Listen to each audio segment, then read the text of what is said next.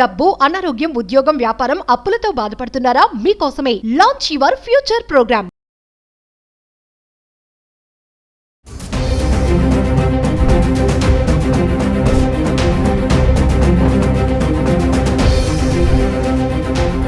Suman TV ప్రేక్షకులకు నమస్కారం. భారతదేశంలో బంగారు నిల్వలు బాగా ఎక్కువగా ప్రభుత్వం పెంచుకుంటుంది.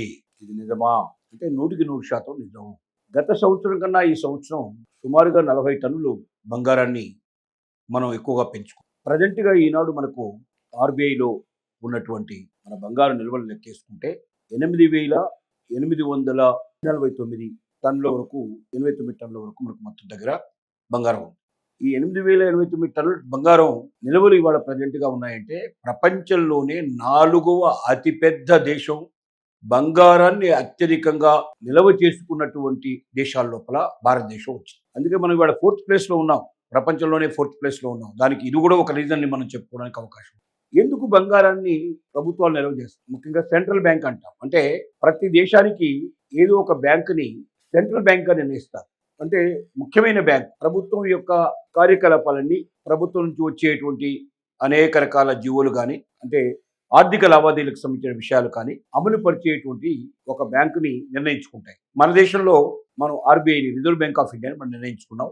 రిజర్వ్ బ్యాంక్ ఆఫ్ ఇండియా ద్వారా మనకు జరుగుతుంది. అలాగే ప్రతి దేశానికి అలాంటి బ్యాంక్ ఒకటి ఉంటుంది. గతంలో బంగారాన్ని కన్నా ఎక్కువగా డాలర్స్ నిల్వ ఉంచుకోవడానికి ప్రయత్నం చేసేవాడు. ఎందుకంటే ఫారిన్ ఎక్స్చేంజ్ ఎప్పుడు మన దగ్గర డాలర్స్ రూపంలో ఉన్నట్టయితే ఇతర దేశాలకు మనం ఏదైనా దిగుమతి చేసుకున్నట్టయితే ఏ వస్తువునైనా మన ఫారిన్ నిల్వలు వాళ్ళకి కట్టాల్సి వస్తుంది. అంటే మనం డాలర్స్ రూపంలో చెల్లించాల్సిన పరిస్థితి. ఇలా డాలర్స్ రూపంలో చెల్లించాలి అంటే ఆ డాలర్స్ మన దగ్గర నిల్వ ఉండాలి. అలా ఎక్కువగా నిల్వ ఉంచుకునే ప్రయత్నం మనం చేసేవాడు. ఇలా చేసినందువల్ల ఏమైందంటే ఇప్పుడు అమెరికా చేసిన పని ఏమిటంటే రష్యాని పూర్తిగా బహిష్కరిస్తూ, నువ్వు యుద్ధాలు చేస్తున్నావు కాబట్టి నీ దేశాన్ని నేను బహిష్కరిస్తున్నాను, నీ మీద ఆర్థిక ఆంక్షలు నేను పెడుతున్నాను, నీ దగ్గర ఉన్న డాలర్ నిల్వలు కూడా నువ్వు ఉపయోగించుకోవడానికి చెల్లుబాటు కావు, నువ్వు ఎక్కడ తీసుకెళ్ళినా ఏ దేశంలో అయినా సరే చెల్లుబాటు కావు, నా దేశంలో నా దగ్గర దాచుకున్నటువంటి నీ డాలర్స్ని కూడా నేను చెల్లుబాటు కాకుండా చేస్తున్నాను, అలాగే నీ దేశంలో ఉన్న డాలర్స్ కూడా నీకు చెల్లుబాటు కాకుండా పోతున్నాయి అనేది నిర్ణయం తీసుకుంది. దీనివల్ల రష్యా చాలా ప్రాబ్లం ఎదుర్కోవాల్సిన పరిస్థితి ఏర్పడింది. అయితే రష్యా తెలివిగా ఏం చేసిందంటే ఒక 10 ఏళ్ల నుంచే అది ఒక నిల్వలు ఎక్కువ చేసుకుంటూ, బంగారం నిల్వలు ఎక్కువ పెంచుకుంటూ, ఎక్కువగా చైనీస్ కరెన్సీని ఎక్కువగా మరి ఇతర కరెన్సీని ఎక్కువగా పెంచడానికి ప్రయత్నం చేసింది. ఎందుకంటే డాలర్ మీద ఎక్కువ డిపెండ్ అయితే అమెరికా ప్రభుత్వం బెదిరించే అవకాశం ఉందని ముందుగానే గ్రహించి అది తెలివిగా చేసింది. కాబట్టి రష్యా ఇవాళ అమెరికాకు భయపడకుండా నిలబడుతుంది. రష్యా పెట్టేటువంటి ఆంక్షలకు కూడా తట్టుకొని నిలబడగలిగింది.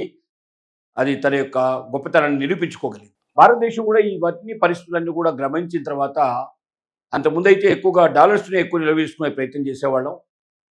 డాలర్ రూపంలోనే మనకి ఏదైనా ప్రాబ్లం వస్తే ఇతర దేశాల నుంచి ఏ వస్తువు కొనుక్కోవాలన్నా కూడా, దిగుమతులు చేసుకోవాలన్నా డాలర్ కట్టాలి. కాబట్టి ఎవరు పంపించాలన్నా కూడా dollars reserve bank of India నుంచే పంపించాలి. ఎందుకంటే రిజర్వ్ బ్యాంక్ ఆఫ్ ఇండియా దగ్గరనే డాలర్స్ ఉంటాయి. మిగతా వాళ్ళ దగ్గర ఎక్స్చేంజ్ చేసేందుకు చిన్న మొత్తాల్లో దొరుకుతాయి, కానీ పెద్ద మొత్తాల్లో కావాలంటే లక్షల రూపాయలు, వేలాది రూపాయలు డాలర్స్ కావాలంటే మనం ఖచ్చితంగా మరి రిజర్వ్ బ్యాంక్ ఆఫ్ ఇండియాని సంప్రదించాల్సిందే. ఎవరి దగ్గర ఎంత నిల్వలు ఉన్నాయని కూడా రిజర్వ్ బ్యాంక్ ఆఫ్ ఇండియాకి ఎప్పటికప్పుడు ఇన్ఫర్మేషన్ ఇవ్వాల్సిందే. రిజర్వ్ బ్యాంక్ ఆధీనంలో ఈ విషయాలన్నీ కూడా ఉంటాయి, ముడిపడి ఉంటాయి.